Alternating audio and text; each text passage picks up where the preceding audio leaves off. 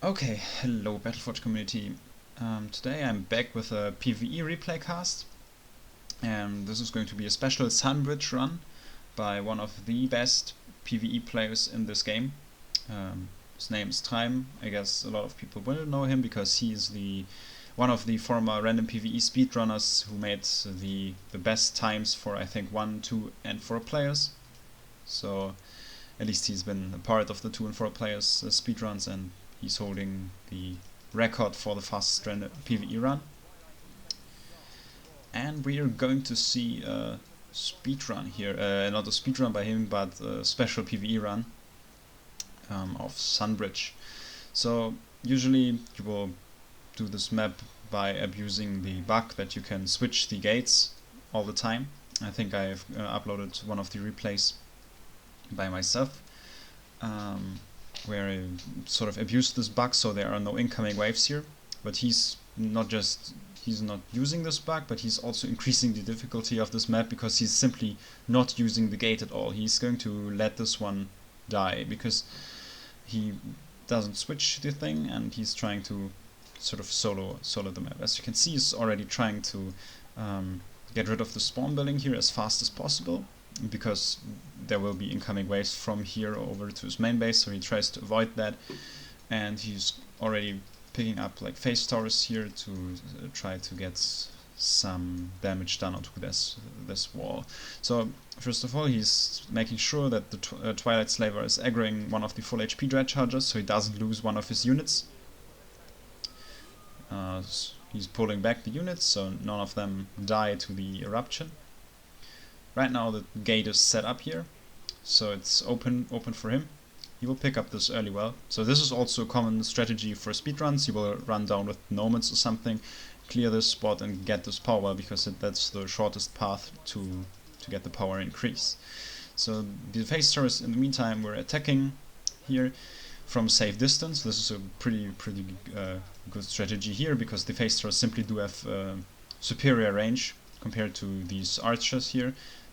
They can't move because they are sitting on that wall, and therefore he has some free DPS up onto this wall.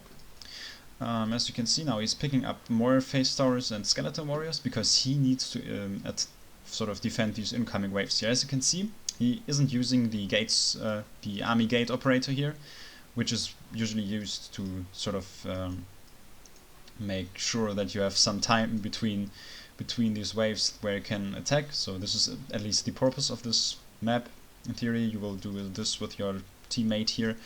And as I said, there's the bug: if you switch the amii gate operator as fast as possible, so every 30 seconds, you can make sure that no units will pass through these gates, which is a pretty dumb bug, to be honest, because it allows you to solo this map so easily. As you can see, he's using the Dread Chargers here as sort of face tanks, now pulls back, so none of them dies here. And the Skeleton Warriors are sort of pulling up the aggro. With this ability, they are very tanky and very useful in that regard. So he's defending this first wave with good success. He didn't lose too many units here. He will probably lose the Dread Charger here, or maybe even 2. But that's fine, he doesn't really need the Dread Chargers that much right now. It's more important to keep up the phase towers here, and one of the Dread Chargers already survived. The Skeleton Warriors are going to function as tanks again. This unholy armor sort of makes them very tanky. As you can see, the gates timer is going to run out here, so you need to constantly switch these gates for like every 3 minutes or something, otherwise they will completely destroy themselves. That's what happens here. And we can see the defense. As you can see, is moving the phase towers backwards, so you can micro them a little bit, putting them into a safe distance, so he keeps them alive. So 3 phase towers here, 4th one is going to be built up. The Skeleton Warriors are going to die soon, so he's spawning another squad here. So there's a lot of defensive work that needs to be done in the early stage, because there are a lot of waves incoming and there's no time to breathe. There's no breathing room because the gate is constantly open. Another phase tower, as you can see. There's a lot of incoming waves. Sadly, this one didn't make it in time here. Usually he tried to get them into a safe distance here, but he lost these two phase stars, which was a little bit unfortunate, but right now he's still sort of surviving for now.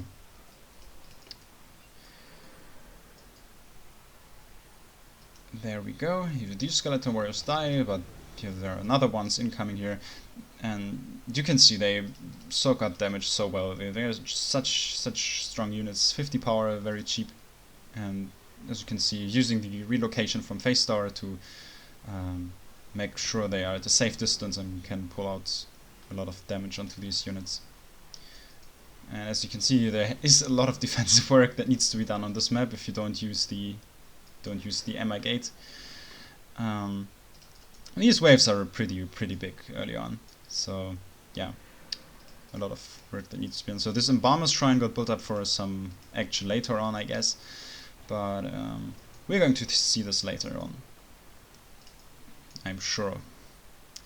So for now, defensive work is going on for much more time. I'm interested how he's going to pull out this map, because I think it's pretty difficult to do the solo run without the amii gate.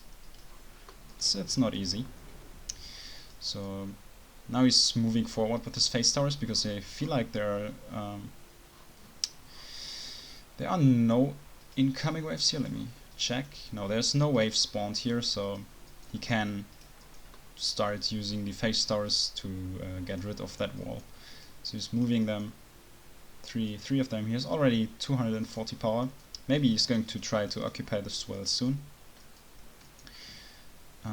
Yeah, I think he's going to do that, because these wells are not just, as you can see, easy to pick up, but they are also safe from the attacks, because they are incoming from that area here, and they completely ignore that spot, which is a very pleasant position, because you get just more power for no effort. So this guy here dies, Dread Charger pulled back so he doesn't die to the eruption again, and the phase stars are still attacking the wall. This is quite good idea of using the 40 meter attack range of these phase stars with the relocation to sort of safely destroy this wall, because phase star already has very good stats and superior stats for their cost compared to casual shadow units. So I like the idea of defending with phase towers. I think the sort of alternative option would be using maybe Soul Splicer or something to get big regeneration onto the units, but I'm not sure if that works as well as the phase towers here. So right now he managed to sort of clear the space, and first move that he does is he completely he picks up the wall by himself and goes tier 2. So why isn't he picking up these wells? Simply because he needs to defend this incoming wave here, combined with the spawns that run from that spot here down to his well. And since you have to invest 100 power for the power wells, they take time until they pay off for themselves. You need to sort of hold the power well for 3 minutes and 20 seconds to make them somewhat worth it here. And he just needs the power here to defend that big attack wave. So just the orb build, and as you can see, Shadow Phoenixes, and as I said, now this Embalmer Shrine will be a pretty huge addition, or maybe he isn't using it now, but it's going to be very useful soon. Because yeah, he's using the ability of the Embalmer Shrine to make sure these Shadow Phoenixes come back for a good time. So a lot of area of effect damage done here. These guys can soak up more corpses through to the ability of the Embalmer, and this makes the defense a lot easier. Also, these units here are unbound now, which simply means that they already sort of gave their power into the void. Once the Shadow Phoenix sacrifices and gets back to his life, the 90 power will go back. Also 90 out of these 100 power will already go back into the void. So he has unbound units right here, which are very powerful. He's destroying the face tower to get some of this void back, picks up the power worlds, a breeding ground, so he's sort of preparing right now from a solid position to occupy the next orb and this position here. So the Shadow Phoenixes are a very, very useful card on this map. They will be also useful probably to clear this base later on. At least that's something which is also common in the Sunbridge speedrun, where you try to get this spot as soon as possible here, and then you try to get Shadow Phoenixes to clear out the base over there. But he's picking up Barovos here, and I think here are two strong buildings, like these hate casters from Twilight, that need to get destroyed, and this is why he's picking up the Barovos here, because they simply have siege damage and are quite effective. And the Shadow Phoenixes are going to defend against that wave. He's probably using the Embalmer's Shrine ability, as you can see here. He's using it again. So the Shadow Phoenixes are just coming back to life again, which is making up for a very, very solid defense here. You can sort of sacrifice them. As you can see, all of them just come back all the time here due to the increased corpse regeneration. I think this one may die here. Yeah. Now he lost one of the Shadow Phoenixes, but it's fine. It's completely fine. The Skeleton Warriors again used as tanks. I think that's a great use of them. And the Shadow Phoenixes are going in to defend the incoming waves. So these Barovos have no trouble attacking the Hatecaster and all that stuff here. So this one, okay, he's healing them, so none of them dies here for now. Okay, I think one of the Shadow Phoenixes died, but that's fine. As you can see, he cleared out that huge wave without that much effort. And now the Headcaster is gone, and he managed to occupy the space here. That's a good addition here to the mix. Like these Barovas were doing a quick job with these Headcasters in the Shadow Nature deck that he's using here. So as you can see, the big waves are still coming to his spot. I'm not sure if he wants to keep that wall. Maybe he can destroy it quite soon, because it's binding 75 power here. But he's in a pretty stable position. I think he built up a second Embalmer's Shrine, so in theory he can make sure this effect is active all the time. So right now he's trying to defend his units and also picking up a Furnace of Flash, which is going to make sure that he's getting a lot of void return. First of all, these units that are going to die here will give him some of his void back, and he can also pick up the tier 3 using Cultist Masters to make sure that his void goes down to 0 and he gets all this power. So the Shadow Phoenixes, as you can see, made a pretty good job at clearing the space, and we're still making sure to keep them alive for the incoming attack waves.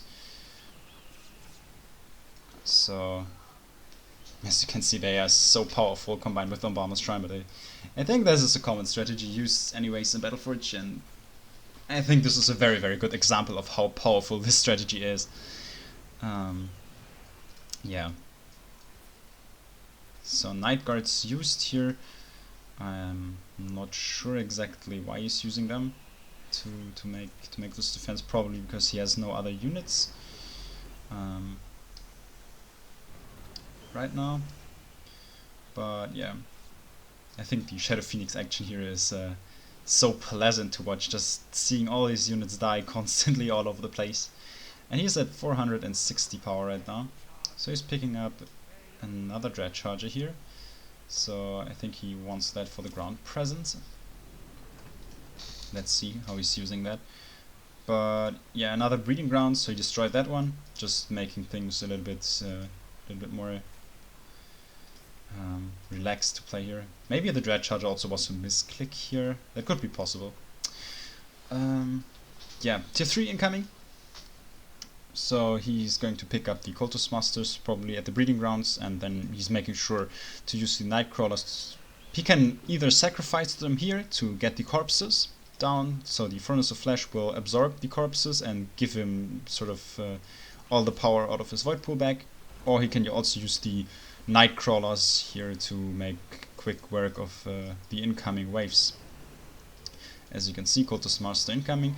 Oh, also Frenetic Assault, which is a very powerful spell against huge armies, because they completely get to attack each other. As you can see now, this is a very powerful combo. He also uses Infect, so if any of these units dies, they will allow Treim to get a good amount of Nightcrawlers here. I think he has 26 Nightcrawlers now. 28 Nightcrawlers. All of them frenzied. So, well, I guess... oh, and that is a nice addition. He also sacrificed all of his Nightcrawlers here, so all of them would apply the extra damage to the Soul Shatter. So a very nice use of the Shadow Splash cards here to make quick work out of these big armies. And yeah, now he's sacrificing the Nightcrawlers into the Furnace of Flash, and you can see how his Void completely goes down to his current energy pool, and he gets insane amounts of power. So I guess he's probably going to wait for another rotation, and then he's going to pick up the tier 4, because the majority of this base is already done. But I think he wants a lot of power for some tier 4 units, because defending the spot can be quite tricky, because there are going to come some Juggernauts and Twilight Drakes quite soon. So yeah, so another 3 Cultist Masters here. I guess these ones are going to be used in offense, so these ones will be just used for the Void Return. Yeah, another Frenetic Assault. As you can see, all of these units are just starting to attack each other. This spell is insanely effective against big armies. And yeah, since he's Shadow Nature, he can simply heal up the Cultist Masters, so if anything goes wrong, he can at least activate the ability again. So he makes sure that he doesn't lose the tier 4 orb immediately. As you can see, he's also building up a Furnace of Flash here, because these huge attack waves are incoming and trying to get here close to his base. And with the Furnace of Flash, he can simply use spells and to kill these units around his base, and they will completely give him all the power back into his pool, because the Furnace of Flash will simply use the Void Return. Let's see if he's going to use this. He can, in theory, he can sort of destroy that one here. And let's see what he's going to do here. So tier 4 is occupied, so he's at a good spot. This wave is quite huge, and you can see how powerful this Frenetic Assault is right now. Another Soul Shatter. Oh boy. That's that is quite effective. Oh, okay. I don't like the animation of the spawn animation of Bloodhorn here. I guess he's trying to use Unholy Hero to run through the Power Shrine here. Let's see if it works. Oh, he got attacked by the Twilight Brute. This is annoying, so he can't use the ability here. And he also needs to make sure that these waves don't run into his base. So he's probably using... he used an offering onto the Cultist Master, probably because he ran out of charges for his spells. Infect and Frenetic Assault and that stuff, and now this Twilight Dragon and the Juggernaut are probably going to attack his base here. Meanwhile, the Bloodhorn didn't destroy the shrine yet. I think he can't use here. He's in an anti-magic aura. I think he didn't get to attack this because he was quite busy at keeping his tier 4 base alive. And as you can see, there is a huge incoming wave with this Twilight Dragon, with the Juggernaut, and he needs to make sure that this is going to be defended.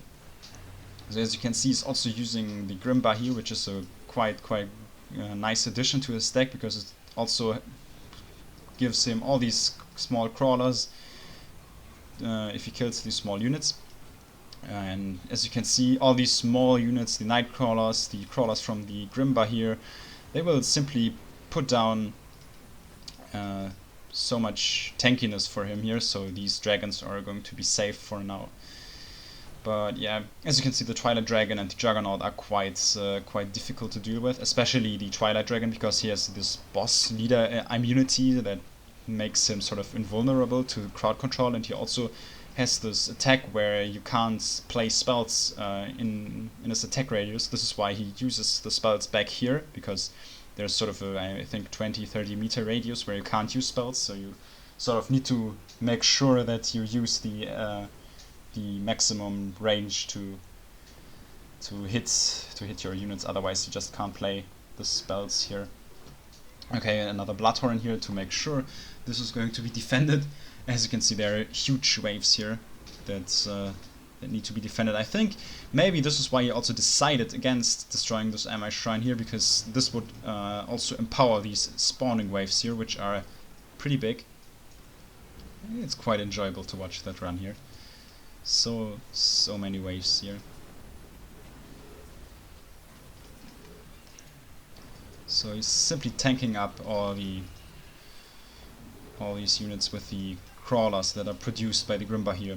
As you can see, and against these small units this is so effective, because the passive effect of these guys are going to be triggered as often as possible. He gets so many crawlers down here. And that is a very sweet deck building here to make this run. A very effective version.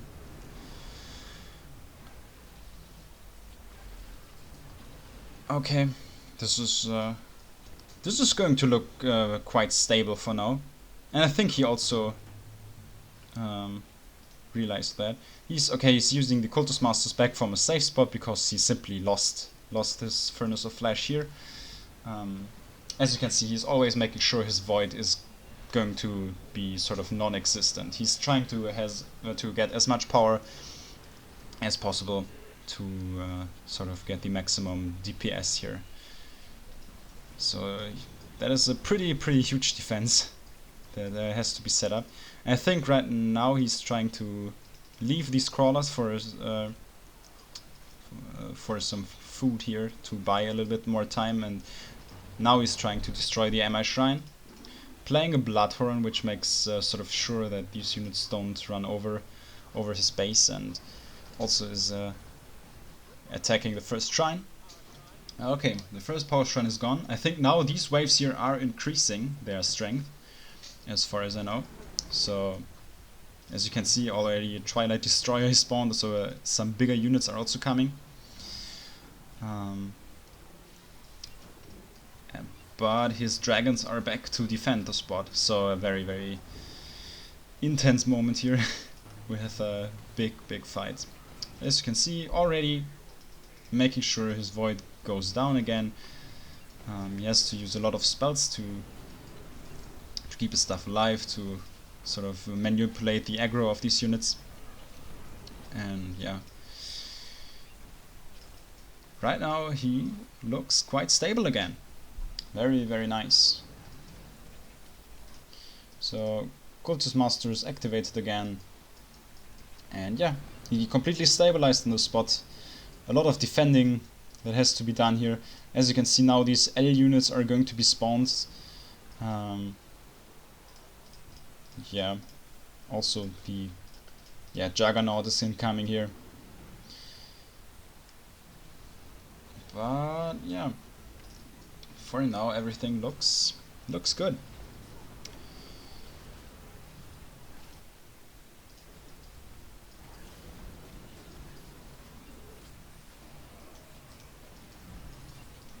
So many units. Oh my. These spawns are insane.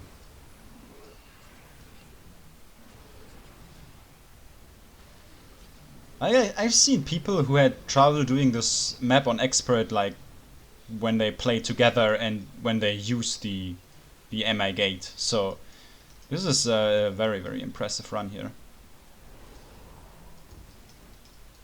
Like without the bug, the map isn't that easy, I guess. Like it's doable, but the bug makes it just so easy. Or let's say, well, it's not exactly a bug, but it's a weird a weird interaction. Let's say that way. Yeah. This is such a nice idea of using the Grimba here, because all these crawlers are spawning and they will completely absorb damage out of these units. They do have 1000 HP, So Bloodhorn is here again. As you can see, like, these Twilight Brutes are so annoying because they always make sure that the Bloodhorn can't use the Stampede. So in theory, if you... Okay. He is still moving in here to defend, but what I just wanted to say is if you make the Bloodhorn buff here or use this unholy hero spell, you can make sure this Stampede immediately kills the amii power shrine if you do it correctly. But you need to make sure that these anti-magic units don't get in range for your Bloodhorn. So he's using the ability to make sure it's getting this damage buff, but you can see the Twilight guy is first of all making sure that he can't use the Stampede now, which is a problem. This defense is quite solid. Cultist Masters are regenerating the power. Now he managed to run through that area. He killed the Bloodhorn immediately because he knows it won't be able to get back to his army, so he sacrifices the guy to get more voids that he can return immediately by killing these Nightcrawlers again. And now he simply needs to kill Mora. This is his last task, or at least kill the Tree Fiends and then kill Mora. So yeah, this may be a little bit annoying because Grimbar here doesn't have L damage, like Giant Worm for instance, who can easily kill these units, because you need to kill them all at once. So he needs to make sure that he attacks all of them at the same time. So he's trying to get this down with spells and this with his focus. Oh, this one survived with like 80 HP. This is unfortunate. But this was a nice idea, like killing these one with his units and using the spells to kill the last Tree Fiend. Yeah, the DPS is quite low of these units, so you need to make sure that you have a very good split damage, because otherwise these Tree Fiends are going to regenerate all the time. And he's late again. That's annoying. He's so close. That's unfortunate. But yeah, these guys are regenerating. And he's also creating this root zone, which is completely useless against the dragons. But yeah, Bloodhorn incoming, also making sure that the revenge is absorbing a lot of this incoming damage here onto the units, because there are incoming spawns here, especially the Twilight Hulks do a lot of damage if they get to focus one of the drakes. So now everything is a little bit messy. So he needs to make sure that 3 or 4 drakes are at each of the Tree Fiends and start attacking at the same time. Yeah. So right now I think is he going to get it? Oh, he's not. He's not. One of them died. 2. Oh, this one's still alive. I think this is going to take like maybe another minute or something. He needs to make sure sort of 3 of them are attacking. So this one dies, second one dies. Well, I guess it doesn't matter. He's going to win this anyways, but it will take a little bit more time. Okay, now he did it. So you don't need to kill these guys again. The shield is down, so you can simply attack Mora now. As you can see, you already accumulated more than 1000 power here because this took so much time. But apart from this last part here, this was a very clean run. It looked very impressive, and this was a very solid defense by using the Phase Stars early, then the Shadow Phoenix to clear out the path at tier 2 and tier 3, then the Grimbar here in tier 4 to make sure that the huge incoming waves don't make quick work of his base. So let's just see how these dragons kill Mora. And he dies. A very, very nice run by an excellent player. Yeah. I just thought it would be cool to show a replay from someone who is actually better than me in PvE. So I got this replay here, and so I hope you liked the match, and yeah, see you in the next video, guys.